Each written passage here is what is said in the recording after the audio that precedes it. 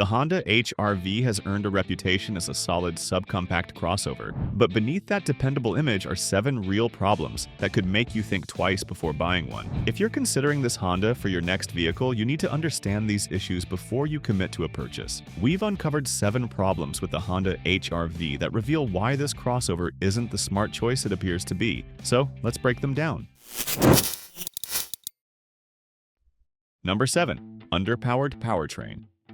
The HR-V's engine simply doesn't deliver enough punch for most drivers. Honda equipped this crossover with a naturally aspirated 2-liter 4-cylinder that produces 158 horsepower and 138 pound-feet of torque. On paper, these numbers might seem acceptable, but the real-world experience tells a different story. Simply, the engine struggles to provide an immediate response, leaving you waiting for the CVT transmission to find the right ratio, while the vehicle gradually builds speed. This hesitation isn't just frustrating, it can feel downright unsafe when quick acceleration is necessary. What makes this particularly disappointing is that Honda has proven it knows how to build engaging powertrains. The Civic offers a turbocharged option that transforms the driving experience entirely, yet the HR-V is stuck with an engine that feels more suited to gentle city driving than the versatility most buyers expect. Many competitors offer turbocharged engines that deliver significantly more torque at lower RPMs, making them feel more capable and confident in everyday situations. The HR-V's powertrain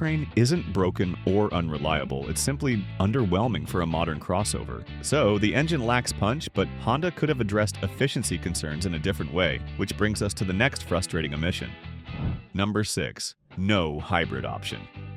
Here's where things get really frustrating. Honda refuses to offer a hybrid powertrain in the North American market, despite having multiple proven hybrid systems in its lineup. This becomes even harder to understand when you consider that Honda offers the European version of this vehicle, called the ZR-V, with an EH-EV hybrid system that combines a 2-liter engine with electric motors. The hybrid system available overseas delivers around 200 horsepower, while achieving significantly better fuel economy than the gas-only version sold here. Why would Honda deny American buyers access to this technology? It's especially puzzling given the brand's strong hybrid heritage and the fact that competitors like Toyota have made hybrid powertrains standard across much of their lineup. The HR-V's combined fuel economy of around 28 miles per gallon is decent, but nowhere near what a hybrid could achieve. For comparison, the Honda CR-V hybrid, which is larger and heavier, delivers 40 miles per gallon combined. That's a massive difference that translates to hundreds of dollars saved annually, money that could go toward a vacation instead of enriching oil companies. Honda offers hybrid versions of the Accord, CR-V, and even the Civic, so the technology exists and is clearly reliable. The decision not to bring a hybrid HR-V to North America feels like a deliberate choice to push buyers toward more expensive models. European buyers are getting a more modern, more efficient vehicle, while American customers are left with yesterday's technology. But missing powertrains aren't the only area where Honda is holding back on features, which takes us to another problem.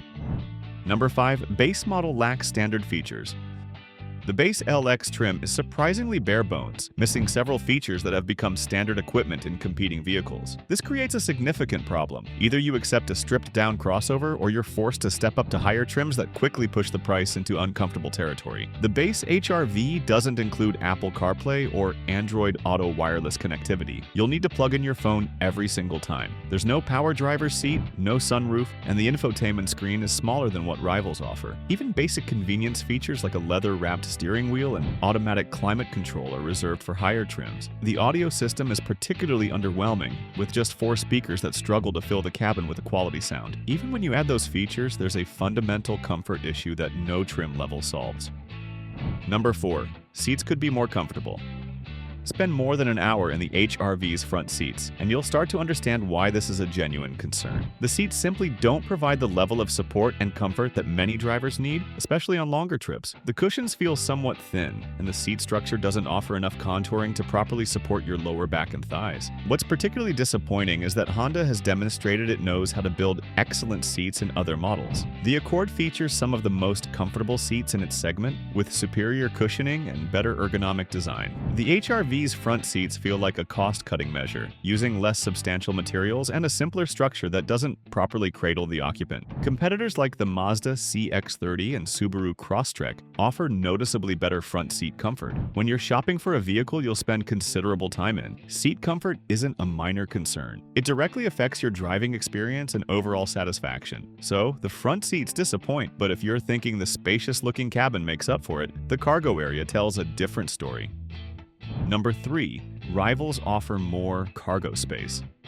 The HRV's cargo area is one of those situations where the numbers tell only part of the story. On paper, the 24.4 cubic feet behind the rear seats and 55.9 cubic feet with the seats folded seems adequate, but in reality, the usable space falls short of what competitors deliver. The issue isn't just about total volume, it's about how that space is configured and how practical it is for everyday use. What's particularly frustrating is that Honda used to excel at maximizing interior space. The previous generation HRV featured the brand's clever magic seat system, which allowed the rear seat bottoms to flip up like movie theater seats. The current generation abandoned this feature entirely, leaving you with a more conventional but less flexible setup. For a brand that built its reputation on ingenious packaging, this feels like a significant step backward. The Subaru Crosstrek's lower load floor and more square cargo area make it feel significantly more practical, while the Mazda CX-30 offers a more accessible and better shaped space that's easier to use. Now, Honda's reputation should compensate for these shortcomings, but even that legendary reliability is showing cracks.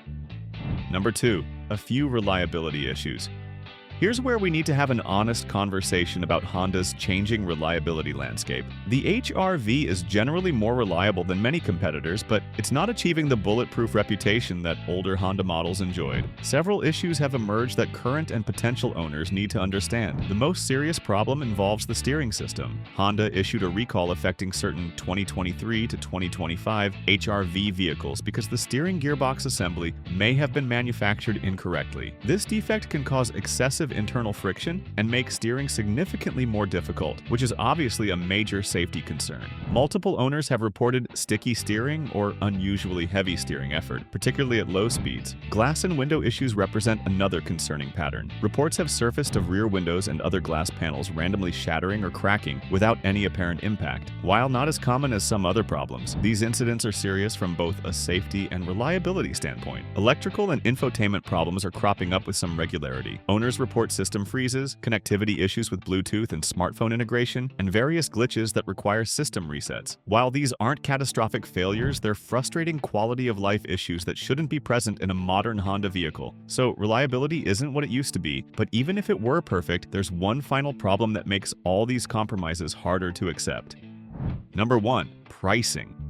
Let's get straight to the bottom line. The Honda HR-V is noticeably more expensive than most of its direct competitors, and that premium is getting harder to justify. The base LX trim starts around $25,000, which might sound reasonable until you realize that's for a stripped-down vehicle with minimal equipment. Move up to a better-equipped model with the features most buyers actually want, and you're quickly approaching $30,000 or more. Compare that to the competition. The Subaru Crosstrek starts several $1,000s less and includes standard all-wheel drive, something the base HR-V doesn't offer. The Mazda CX-30 comes with a more powerful engine, better interior materials, and a more engaging driving experience at a comparable or lower price point. Even the Hyundai Kona and Kia Seltos offer turbocharged engines, more standard features, and better warranties while undercutting the HR-V on price. Today's car buyers are more informed and less brand loyal than previous generations. They're comparing specifications, reading reviews, and calculating total ownership costs before making decisions. When the HR-V